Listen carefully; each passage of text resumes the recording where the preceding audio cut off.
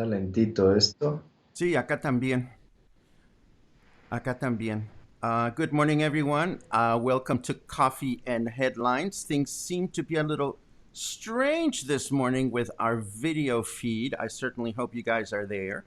And I'm trying to figure out what we're doing with our video. And this is Coffee and Headlines, and I think we are back in the visible spectrum. This is Sunday Fun Day. As you know, on Sundays, we don't indulge in news. On Sundays, we focus on um, just fun stuff. And we also try to make sure that we try to bring in some lively guests on Sunday. And today we have a very special guest who we tried to connect with before. And I certainly hope that you'll be able to see as soon as my computer starts acting up again. And there he is. He is my wonderful friend, Miguel Almaguer. Yes, it is you, Miguelito. ¿Me escuchas, Miguel? Ajá. ¿Me escuchas, Miguel? Can you hear me? Miguelito. Hello, hello, good day. Welcome back, my dear. Where did you go? Well, I'm finally home after an adventure of 4 months away unintentionally. I'm finally home. You're home in Mexico City. Mexico City, that's right.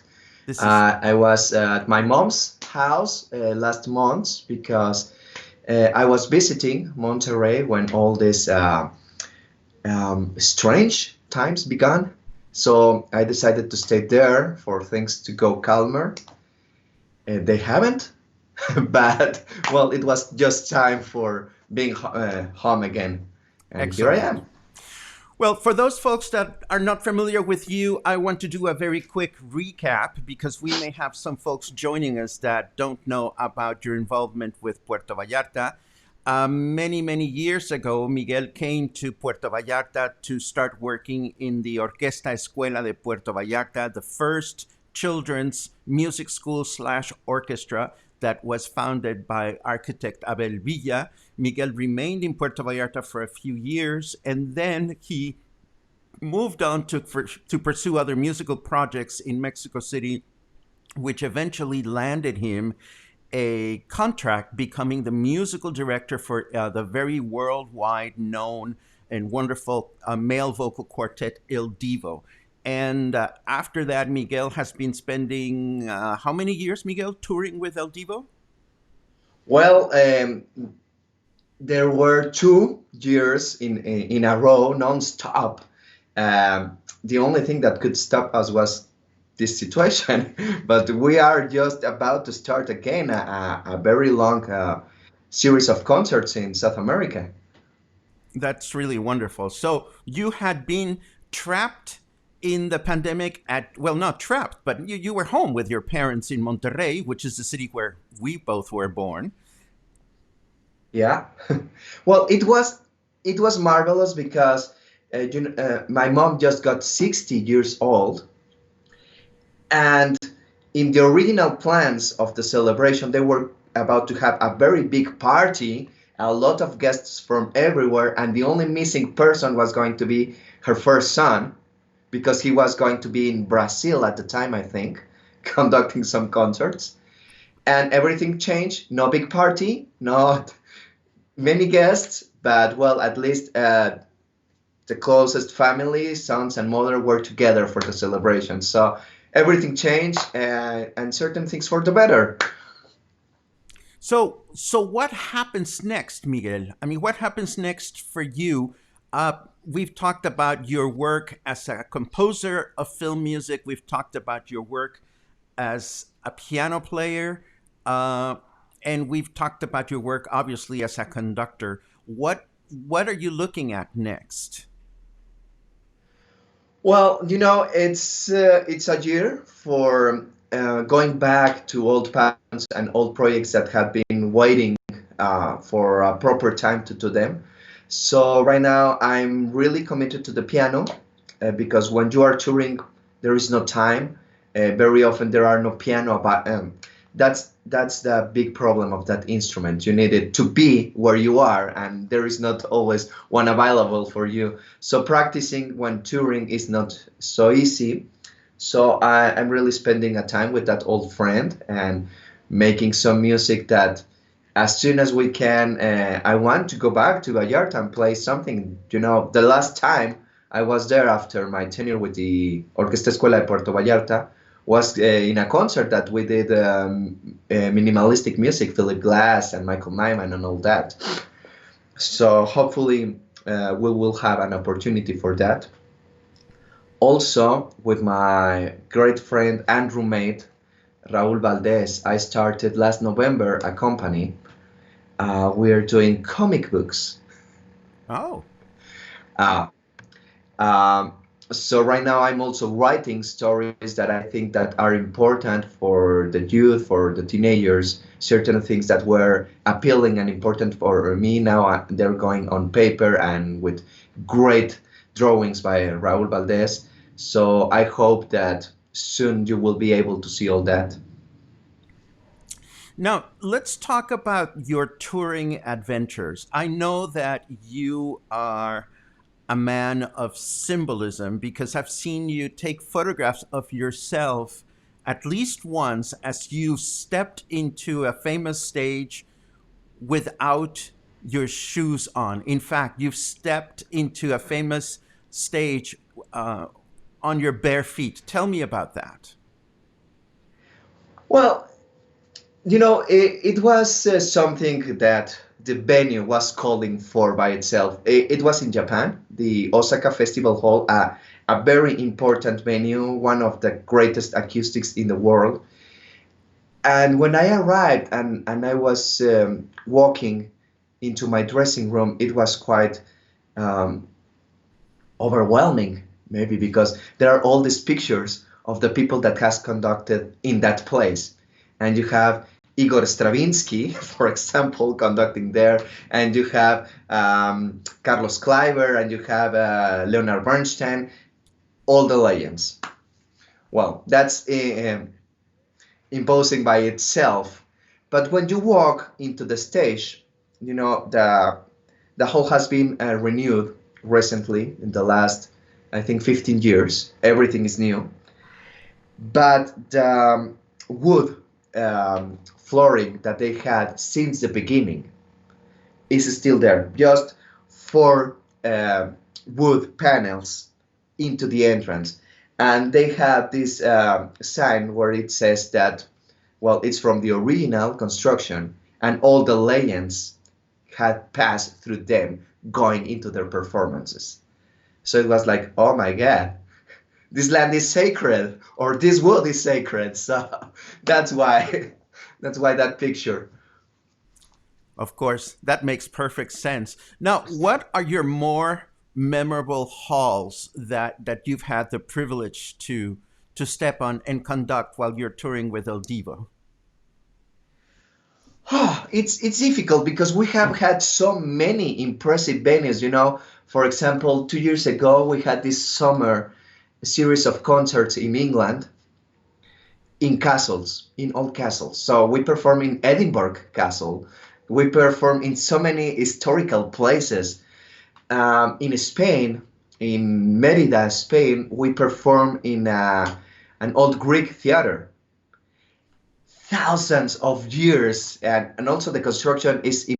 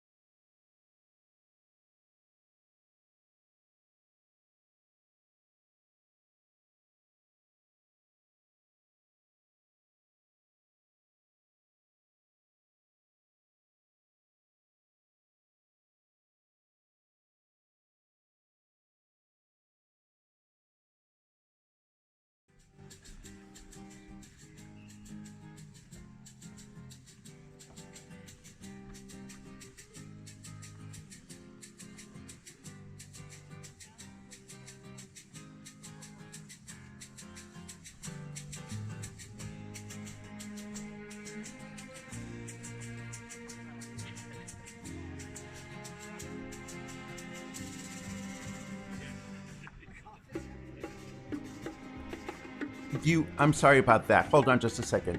I'm sorry about that. I didn't realize I had muted the Skype sound. My apologies. What I'm saying here is that we're looking at some footage of you rehearsing, and we're looking at you rehearsing at Royal Albert Hall with with a bunch of musicians. What was it like to work at Royal Albert Hall? Tell me. Well, this moment was lucky because only in two countries in the world I'm able to have the same orchestra for the whole tour, the UK and in Japan. So there are special performances because I can build a much better relationship with the orchestra. So you play with different musicians Um, everywhere you go? Not all the countries have these advantages. For example, the US or Mexico, every city is so far away from each other, you can't have the same musicians. So here we are traveling together, we are building a broader relationship. And this was one of the last concerts in that tour. Maybe we had done 20 concerts together at that moment. Mm-hmm. So uh, we could have this fun and try to relax because even if you have done this concert many times, you know the music, stepping into the stage is imposing. Also, you will see that we are dressed, at least in black, because we said we need pictures of this stage. We need pictures that we are here. So we had this rehearsal and also it was a photo shoot session. You will see that there are cameras and some photographic equipment in the middle in that shoot because well we had some fun being on that stage. What happens to your heart and your love life when you're everywhere? And I know that you're a ladies' man because if you were a boys' man, I would have tried to send you flowers many years ago, and you know it. I adore you as a friend, but you are a ladies' man. What happens to you when you're out there? Well, you know, fortunately, the world is getting smaller by technology. Uh, I sometimes think, well, if I was living this in the 18th century and everything was done by letters, that will arrive 4 months from now, it will be a nightmare. But the world is quite how to say it friendly right now for travelers and for people in the road. It's difficult. It's difficult, but well, it's easier than in other times. So you can be in touch with your dear people. You can be talking. You can be sending pictures all the time. You can be sending videos all the time. So that's easier. Also, well, maybe it's more difficult when you are in just one place. Let's say when you go to study to a country and you are in the same city, in the same campus, 2 years, uh, you start missing your home, your food, everything. But when you are 2 days, 4 days in each city, everything is new. It's new food, it's new people, it's there are new experiences. So you don't have time to get nostalgic of what you are leaving behind because you are always experiencing uh, new things. Hmm. So it's not as traveling to just one place and being in there. Hmm.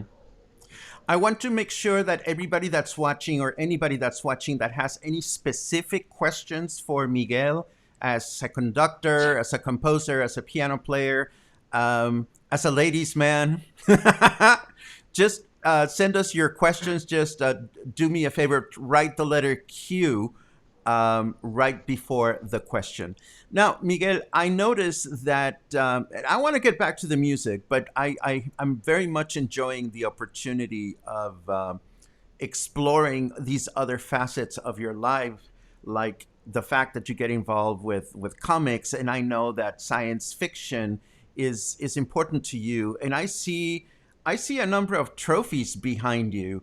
Uh, can you tell us a little bit about that?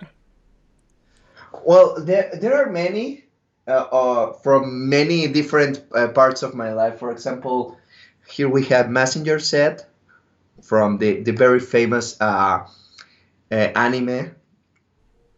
And when Messenger Set was broadcasted in Mexico, I was just getting into elementary school. Um, there was no open treaty, for example, and now we have the treaty, well, many treaties for commerce. So in Mexico, we just had bootleg things. Mm-hmm. There was no possibility if you were living at that time that you could get the original toys. So something I always wanted to get when I was a little kid was a toy, a Messenger Set toy, and it was impossible.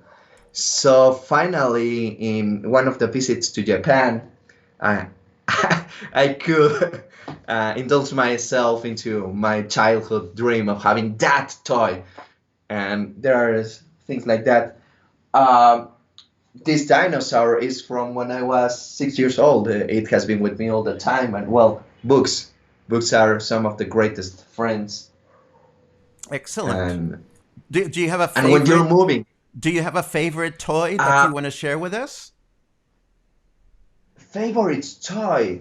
I don't know. That's difficult. I think I could easily pick the favorite book, but toys is a stranger. Well, maybe Skeletor could be around that because it's exactly my age. We are both 81, but it's difficult. It's really difficult to choose a toy. Well, because I know that you're a trophy boy, um, and I don't mean that in the gay context. Do you know what a trophy boy is among gay men? I'll explain that later. But because you're a trophy man and you have your acquisitions behind you, I brought one of my own because I like to collect things too, and I'm going to show one of my favorite toys. This was a recent gift from my friend Jorge from Tepic. And I'm even going to sing the song for you. Are you ready? It goes like this: Do, sol, B flat, re, sol, do, fa, mi, do, la, re, sol. And it detaches. See, it comes apart. It's my little enterprise. I deserve an applause. It's quite cute. I deserve an applause from someone. Thank you, thank you. So hold on. Yeah, but Yes. I don't want to start a Trekkie versus Star Wars fan uh, Oh, no, we're not going to go right there. now. Not today. I want to acknowledge a couple of questions from viewers. Clay Nobles, who I understand is teaching in Thailand, asks when and where can we see the comic books? Well, that's a great question. Right now, our first comic book, Connect Junior, the comic book, has just been released in Amazon. You can buy it in the international edition. I mean, in English. It's available in English because the printed one is in Spanish, but now digitally you can find its version in English as well in Amazon. Maybe I will send you the link later, because so Yes. you can have it there for the people. And all our new comics in these times we are living will be released in Spanish and in English at the same time. So they're scheduled to be released soon. We hope that mid August we'll be releasing the new numbers of our projects. Thank you so much. Do you remember when you were living here in Puerto Vallarta? Do you remember the Chocodiva chocolates? Yes, of course. Okay, we have a question from the new owner of Chocodiva. Her name is Kathleen. And Kathleen is asking, were the members of Il Divo nice? What was the best and worst things about traveling with them? Well, you know, The first time I had to work with them, I was wondering that, okay, they're called Il Divo. I just hope there well, there's nothing into the name with that, and fortunately, um, there's no relation with the name Il Divo to an attitude. They are really super nice people to work with. Of course, the biggest relationship growth with Carlos Marin, because him being from Spain, uh, of course, the communication here in Mexico, where we work for the first time, was faster and ever growing in Spanish. And I started conducting his concerts, his solo concerts on a world tour first, before going on world tour with Il Divo. So it was really easygoing. He's a great guy. He's really open. I'm amazed how he always integrate all his team. For example, every time we get to a new country, he organizes this great dinner with everyone in the team to be together, and it's great. It's great. He really knows how to make everyone special, everyone to feel like family, and we work incredibly together. And when I had to work with the rest of the guys in the quartet, they're all the same. Of course, there are certain um, personalities, one being Swiss, it's maybe more, how to say, more proper than an American one. There are some difference, but they're all really, really nice, and it's really easy to work with them. I must say, they have been working for 15 years, a little more than Wow. 15 years now. So they know each other really well. They know how their voices blend. They know what everyone is giving into the mix of their seal. Um, so working in rehearsal is really easy because they are good artists, really well trained, and know how to work together. So my job, I must say, is really easy. I want to clarify my previous statement because I'm sorry, Kathleen, it's Sunday and my mind is not quite connected. Kathleen um, sold Choco Diva and they have decided to focus on their ice cream shop, which is called Licks. Now, I want to clarify this because Kathleen, is actually the reason why we are interviewing you today. Because a few days ago, we were talking about wonderful, inspiring music that people were listening to. And Kathleen brought up an album by Il Divo. And it was because of that Oh, that that I figured let's talk to Miguel. So next time you come to Puerto Vallarta, I would love it if we go together to Licks Ice Cream and gain a few kilos and have a nice conversation with Kathleen because that would be a lot of fun.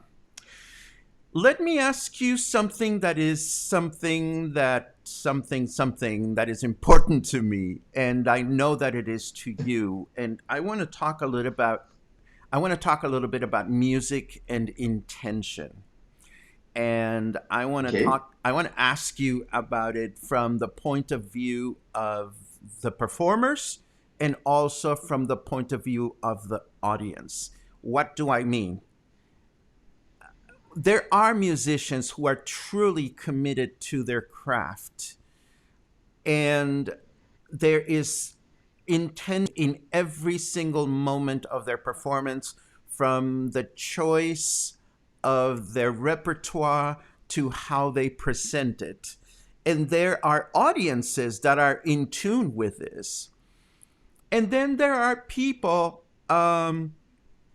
that may decide, well, I'm just going to play my guitar because I enjoy playing the guitar. And before you know it, they are performing, and their performances are not necessarily connected to any kind of spiritual or meaningful intention. And there are audiences that like that as well. Now, how do we live with this contrast of music with intention and audiences with intention and people that are just happy to go to a concert no matter what. Well,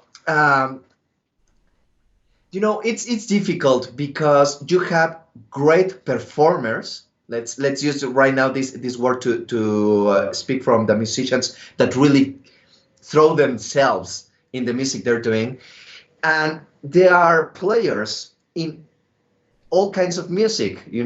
Some years ago, I had the fortune of working with Celso Piña, who died last year, a performer of traditional music from the north of Mexico.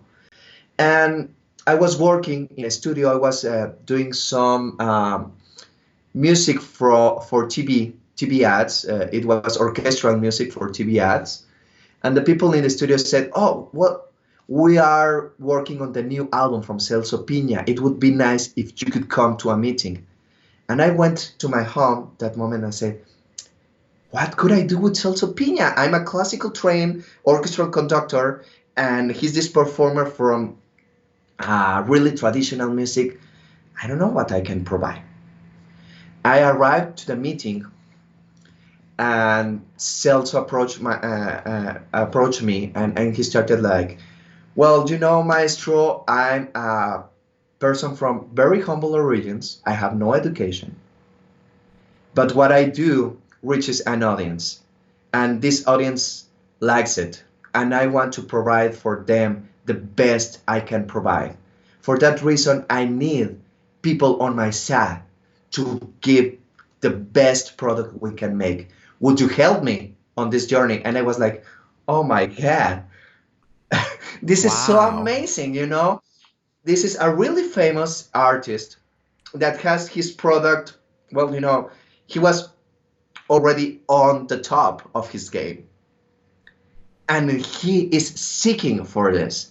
So you can find this in popular music, and you can find classical musicians that, well, they're so immersed maybe on the technical aspect of the music that they forget about the the other side, the spiritual one in the music.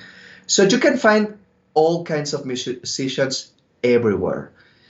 I think um, the greatest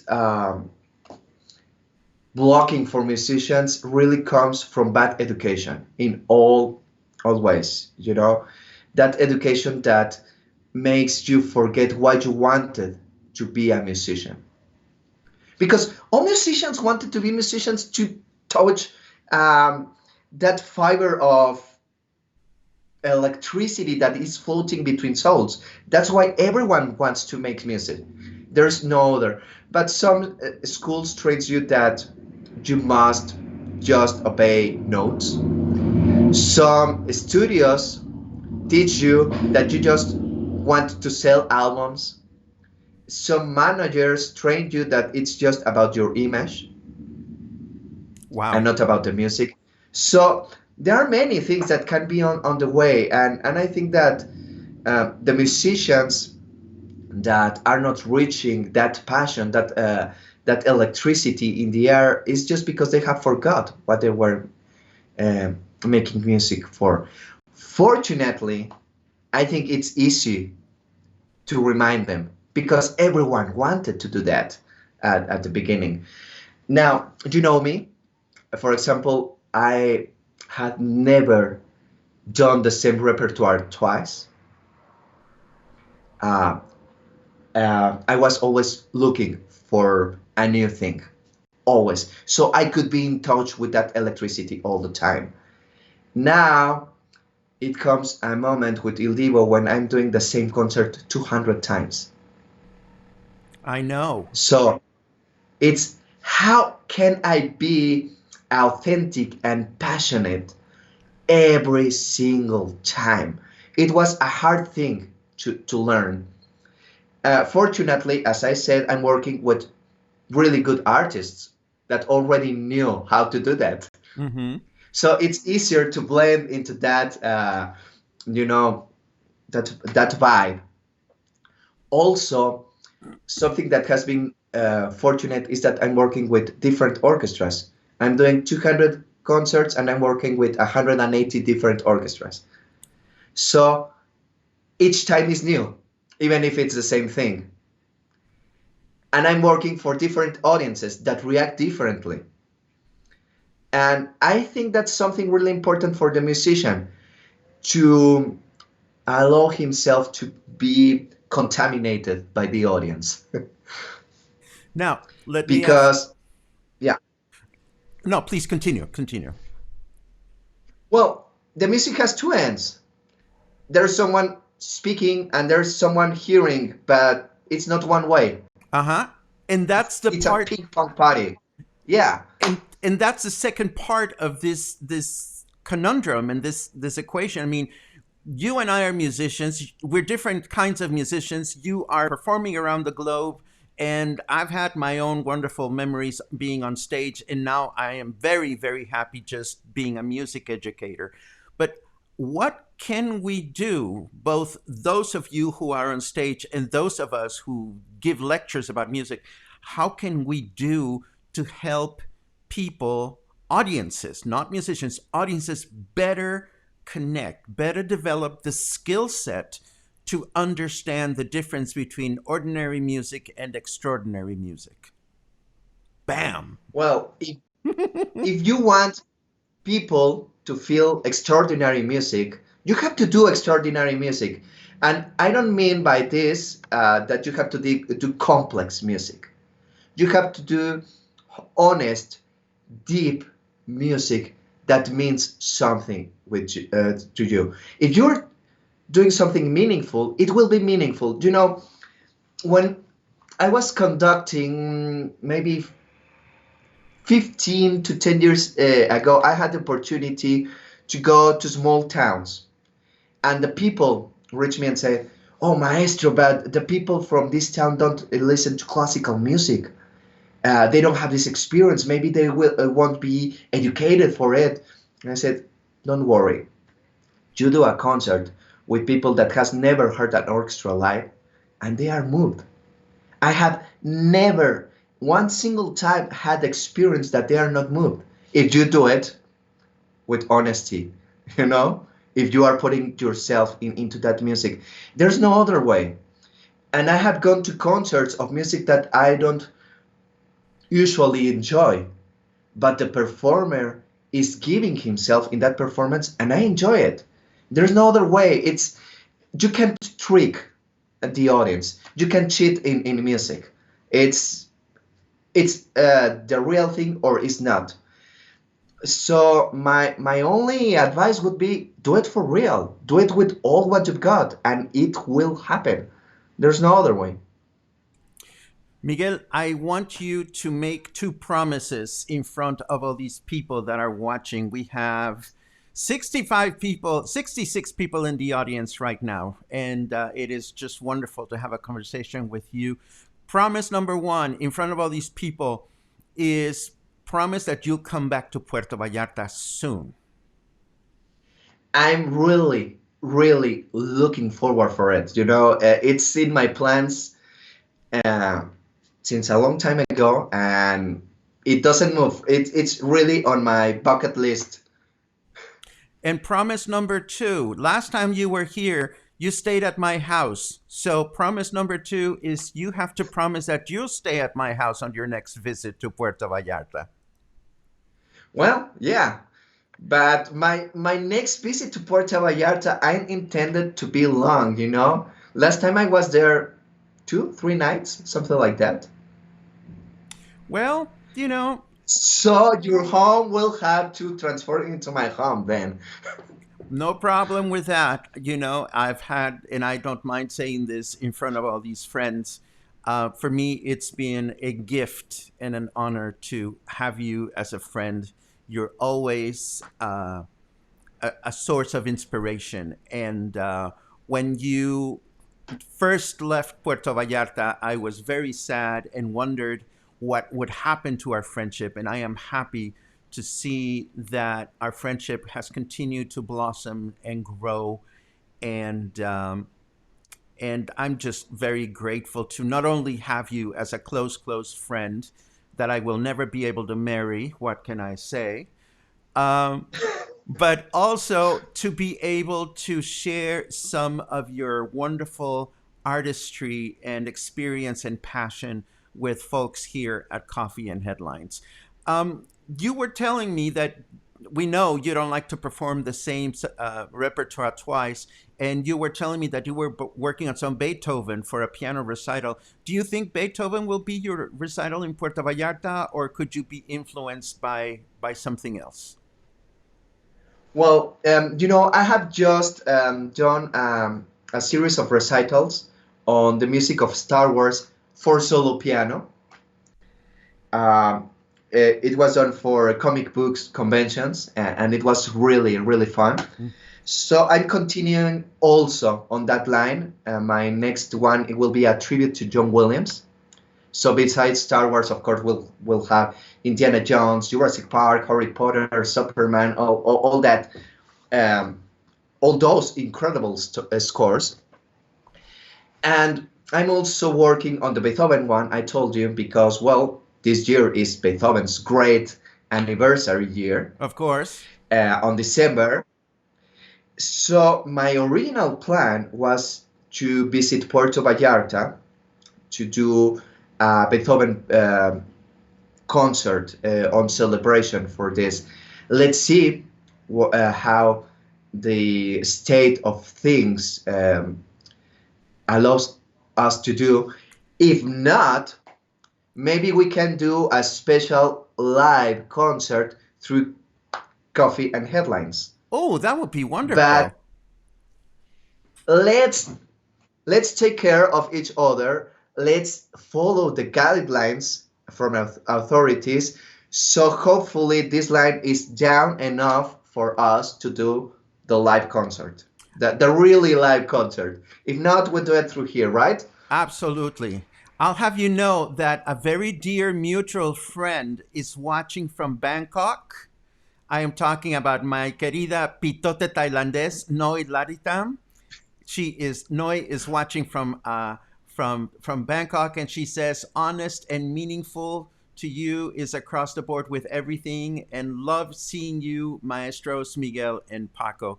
I can think of many wonderful times sitting down at Daiquiri Dix, having a nice meal and having a conversation with Noi.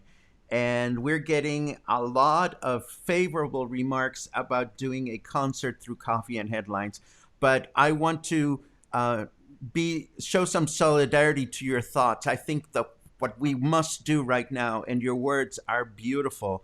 Let's take care of ourselves and let's take care of each other and let's plan for a wonderful future. Well, it's a pleasure to say hello to you now. I really miss those afternoons. Well, our first photo shoot was held there at Daiquiri Dix. Absolutely. I My remember ribs that. are still hurting. I'm going to look for that photograph and share it with the audience for Coffee and Headlines because you're right. We did a great photo shoot for Vallarta Lifestyles. I forgot all about that. And we ate amazingly during that photo shoot. Oh, yes. I remember that. And So thank you so much. Noi was there. Miguel, I don't want to take more of your time. It's been wonderful to spend some time with you today. I am going to thank you. I feel close to you, and I'm glad that I got you a little closer to our audience. And I'm going to let you go, but audience, please stick around. I will have a couple of last minute announcements. But Miguel, thank you so very much for joining us. I hope you have a wonderful Sunday, and I hope to talk to you soon. It's really a pleasure, Paco. Thank you for inviting me. Thank you to your audience for being so warm with so many comments. And hopefully we'll be in touch again really soon. Best wishes for everyone. Thank you. Absolutely. Bye bye. And that, my dear friends, was, oh, hold on just a second. That, my dear friends, was Miguel Almaguer, my dear friend. I am so very glad that you stuck around through this interview. He is one of the most connected, wonderful souls that I know. And And I've already told Miguel that when he gets around to being able to come to Puerto Vallarta, um, we will do everything we can to help coordinate the most wonderful visit with him. As always, I'm grateful for your time and I'm grateful for your support with everything that we do. Tomorrow, we go back to our usual news presentation. And of course, tomorrow is going to be a dicey day because there's been further developments coming out with this murder in Fluvial, which now turns out to have been a massive kidnapping. I don't want to get into it today because we promised we would have a news-free Sunday, and but I will mention that so that we know that this is some of the things that we're going to be following up on tomorrow. For the rest of the day, I thank you for joining me, and I wish for you to have a wonderful Sunday. Stay happy, stay healthy, take care of one another, and of course, stay kind. I'll see you tomorrow. Have a good day.